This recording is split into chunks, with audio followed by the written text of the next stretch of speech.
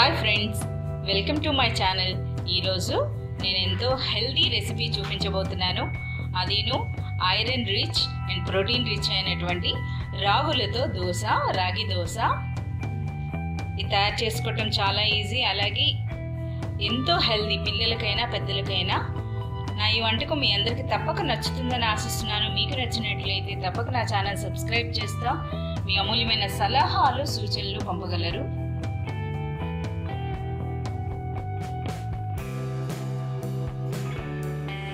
Hi friends, నమస్కారం అండి. తెలుగు వంటకాలకు స్వాగతం. వెల్కమ్ టు తెలుగు వంటకాలు.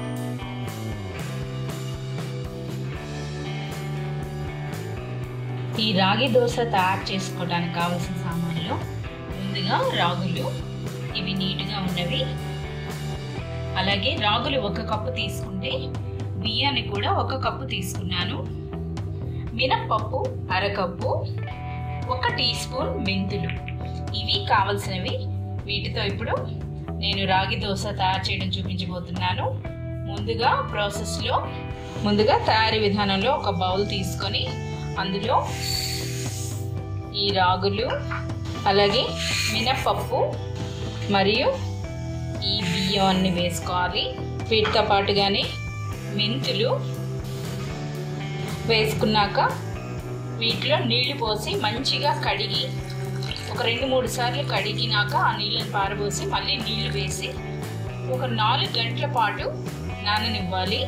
ఈ విధంగా ఇలా ఒక 4-5 సార్లు కడిగినాక మళ్ళీ మంచినీళ్ళు వేసి ఒక 3 నుండి 4 గంటల పాటు ఈ విధంగా నాననివ్వాలి. ఈ విధంగా రాగులు, బియ్యము మరియు ఈ పప్పు అన్నది మంచిగా ఇలా నానినాక ఇప్పుడు దీన్ని ఒకసారి మరోసారి కడిగేసుకున్నాక ఇప్పుడు దాంట్లో వేసుకొని మిక్సీ లేదా గ్రైండర్లో కానీ వేసుకొని మెత్తగా రుబ్బుకోవాలి.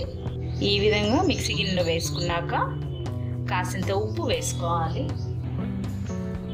ఇప్పుడు సరిపడా నీళ్లు పోసుకొని మెత్తగా రుబ్బుకోవాలి.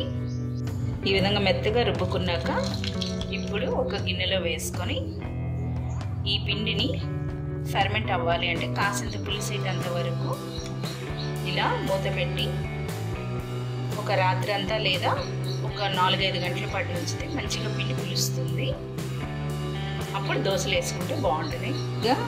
ఇలా ఒక 5-6 గంటల పాటు రుబ్బినాక ఈ విధంగా ఫెర్మెంట్ అయి ఉంటుంది. ఇప్పుడు ఒకసారి అంతా మంచిగా కలుపుకోవాలి. ఇప్పుడు దోశలు వేసుకోవచ్చు.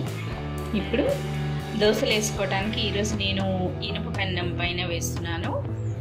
ఇప్పుడు ఐరన్ దోశ తవ ఉపయోగించడం హెల్త్ కూడా చాలా మంచిది కనుక నేను ఈరోజు నాన్ స్టిక్ ప్యాన్ పైన కాకుండా ఇలాగా ఈ ఉక్కు పెన్నం పైన చేస్తున్నాను.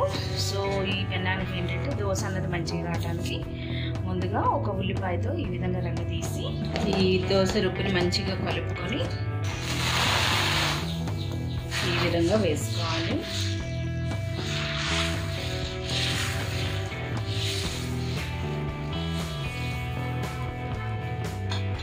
ఈ విధంగా వేసుకున్నాక అంచుల్లో కాసింత ఆయిల్ వేసుకోవాలి.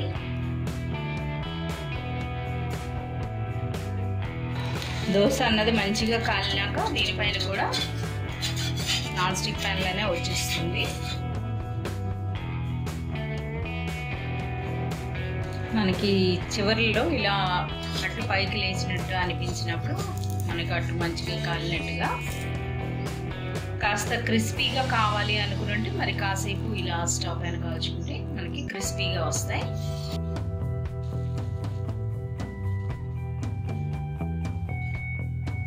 ఇప్పుడు ఎంతో రుచికరంగా ఉండే హెల్దీ రెసిపీ అయినటువంటి రాగి దోశ సిద్ధమైంది. నా ఈ వంటకం మీ అందరికీ నచ్చిందని ఆశిస్తున్నాను. మీకు నచ్చినట్లయితే తప్పక నా ఛానల్ సబ్స్క్రైబ్ చేస్తా. మీ అమూల్యమైన సలహాలు, సూచనలు పంపగలరు. Thank you. నమస్తే.